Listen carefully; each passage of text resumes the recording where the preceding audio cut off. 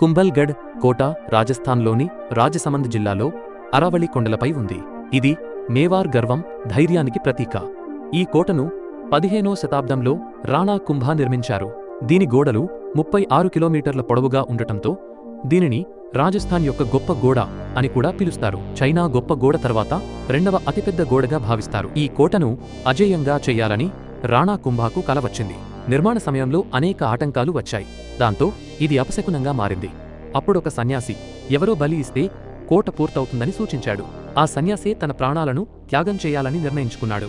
అతని కోరిక ప్రకారం తలపడిన చోట ప్రధాన ద్వారం నిర్మించారు. శరీరం పడిన చోట కోటగోడ కట్టారు. ఆ తర్వాత కోట నిర్మాణం విజయవంతంగా పూర్తయింది. కుంభల్గఢ్ కోట అనేక యుద్ధాల్లో మేవార్ను రక్షించింది. ఇది మహారాణా ప్రతాప్ జన్మస్థలము. నేటికి ఈ కోట రాజపుత్ వీరత్వం, నిపుణులైన శిల్పకళకు అద్భుతమైన ఉదాహరణ.